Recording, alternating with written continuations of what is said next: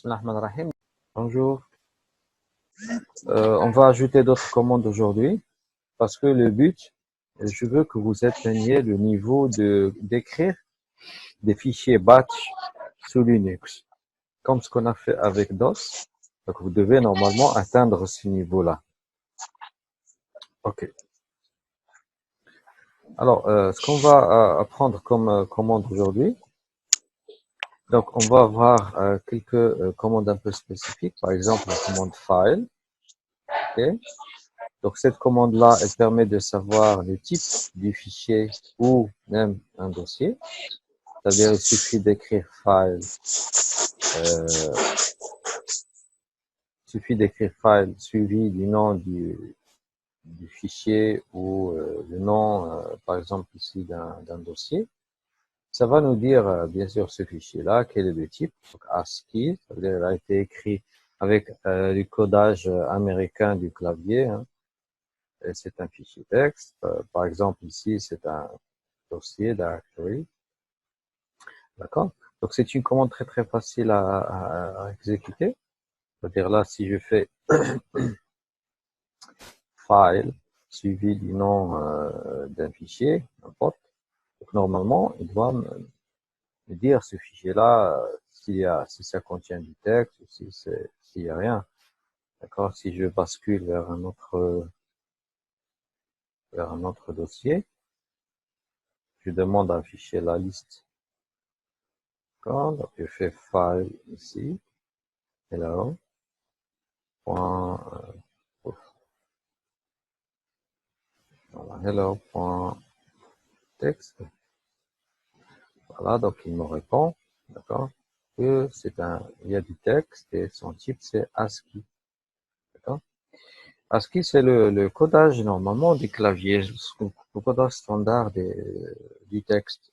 Il y a du texte ASCII, c'est pas du binaire par exemple, c'est pas de UTF-8, c'est pas de l'arabe, bon, c'est un code américain.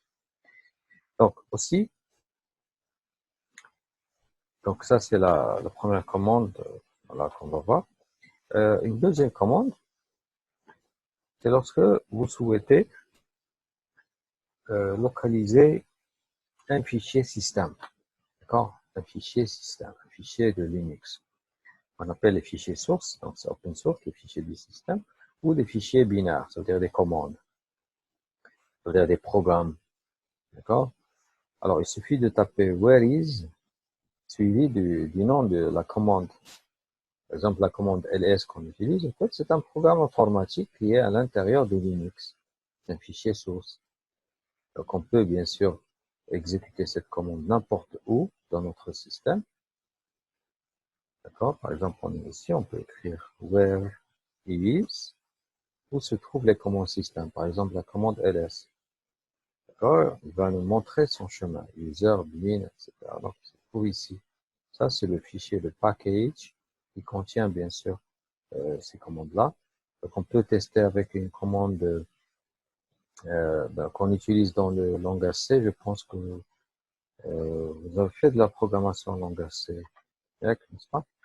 Donc, sûrement, vous avez importé ces bibliothèques-là. STDIO, les inputs et les outputs du système. D'accord? C'est le Dynamic Library. Donc, on peut aussi envisager à travailler sur le langage C. Le langage C, comme vous le savez, c'est un langage open source qui est utilisé en Unix, Linux pour développer. Donc, on peut taper comme ce qu'on a fait ici, stdio.h. D'accord? On peut savoir, bien sûr, les bibliothèques qui sont insérées dans notre système avec la commande whereis. Il vous montre le chemin où se trouvent les commandes et les sources binaires. Donc, à part file et whereis, d'accord? On peut aussi lancer une recherche d'un fichier. Donc, supposons qu'on est à l'intérieur d'un dossier qui contient des centaines de fichiers et on veut localiser ce fichier-là. Donc, sachez que, par exemple, dans le DOS, on faisait dire étoile, point, quelque chose, on tape une lettre, etc.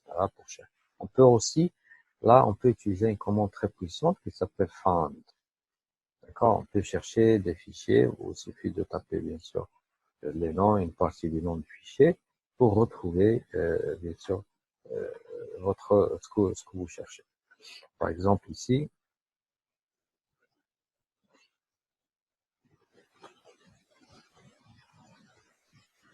alors je suis là. Alors, supposons que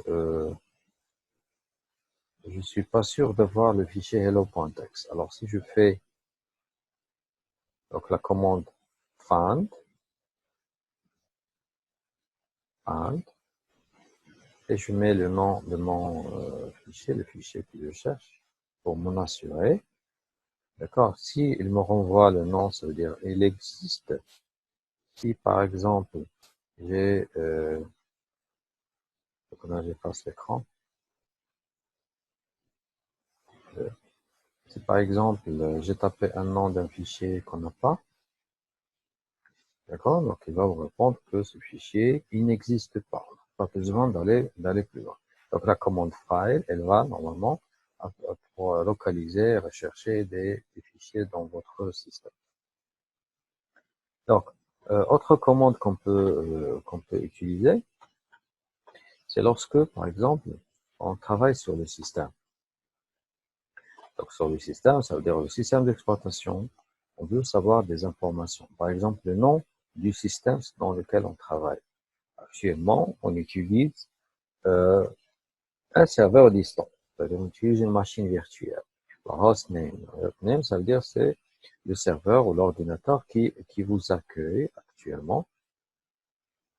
Donc vous pouvez, par exemple, ici taper hostname. D'accord?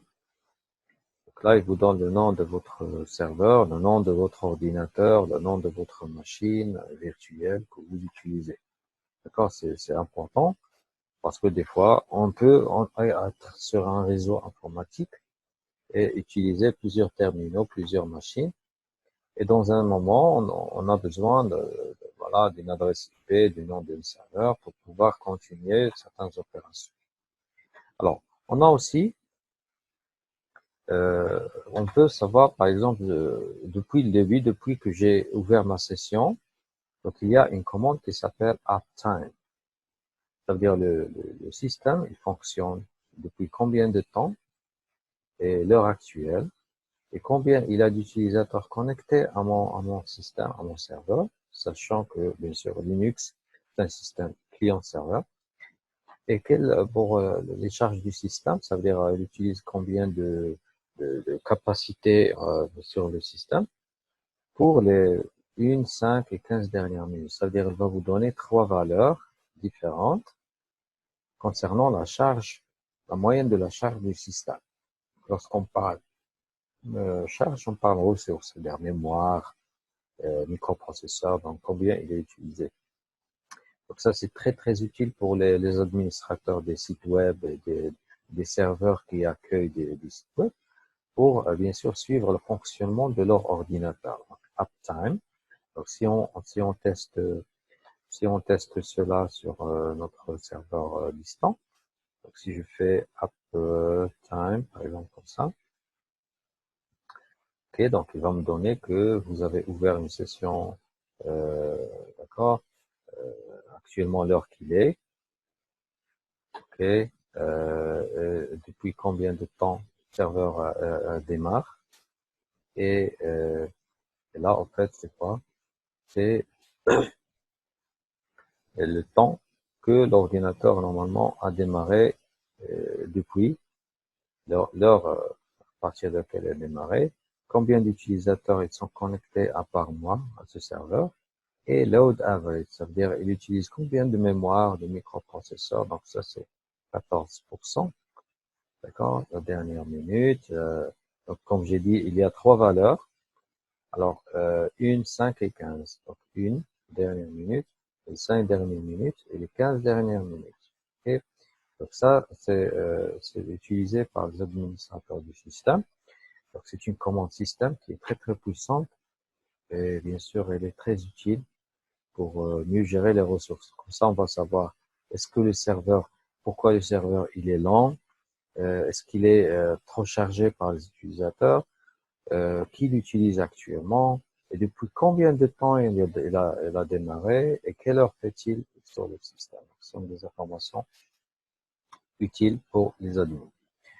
Ok, donc on a vu hostname, appname, uptime. Donc il y a aussi free. Donc free, donc c'est toujours le système. On veut savoir les quantités de mémoire physique qui sont libres pour le système. Et bien sûr, le tampon, c'est la mémoire d'échange. Et lorsque vous ouvrez un fichier particulier ou un programme particulier, alors à chaque fois que vous exécutez quelque chose, il y a une mémoire tampon. C'est comme le tampon où on met de l'encre. C'est-à-dire, il permet d'échanger entre le physique et entre le virtuel. Donc cette commande-là, on peut voir ce que ça donne ici. Vous voyez? Voilà, donc ça concerne la mémoire. Donc mémoire, memory, combien on a de mémoire. Actuellement, on utilise combien? Et la mémoire libre et même la mémoire partagée entre les programmes. Alors le buffer, c'est la mémoire tampon.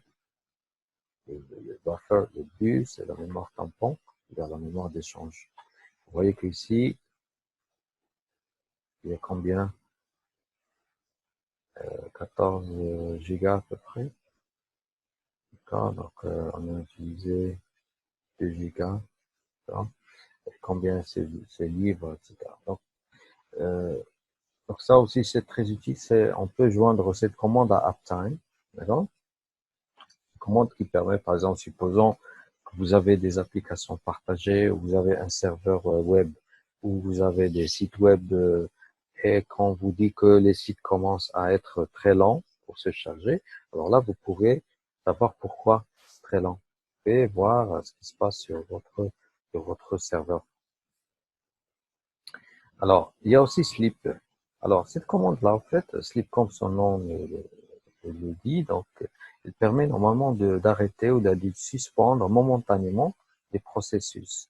C'est-à-dire, il y a des actions dans le système, d'accord? Vous pouvez les suspendre un certain temps. Donc, supposons que le système est en train de faire une sauvegarde, je sais pas quoi. Alors, vous pouvez suspendre cette sauvegarde pendant un laps de temps. Donc, vous pouvez écrire sleep suivi d'un nombre de secondes que vous voulez que cette tâche soit suspendue. Parce que vous avez une autre tâche à faire, vous voulez donner une priorité à d'autres tâches, par exemple. Donc, vous pouvez utiliser cette technique. Donc, nous, on va l'utiliser librement pour simuler. Donc, supposons que je suis là, j'ai pas indiqué de programme, mais je vais faire, par exemple, 4, sleep 4. Alors, qu'est-ce qui va se passer? Donc, le système, il va compter 4 secondes. Et il va arrêter, normalement, il va suspendre l'activité que je suis en train de faire, ça veut dire la ligne de commande, hein, ce que je suis en train de taper. Il va m'interdire de taper quoi que ce soit pendant 4 secondes. Voilà. D'accord? Donc, ça permet, bien sûr, de suspendre des actions qui consomment peut-être trop de mémoire. Donc, vous tapez à la place de 4, peut-être vous avez tapé 1 heure, par exemple 3900 secondes ou 3600 secondes. Et comme ça, le système va être libre.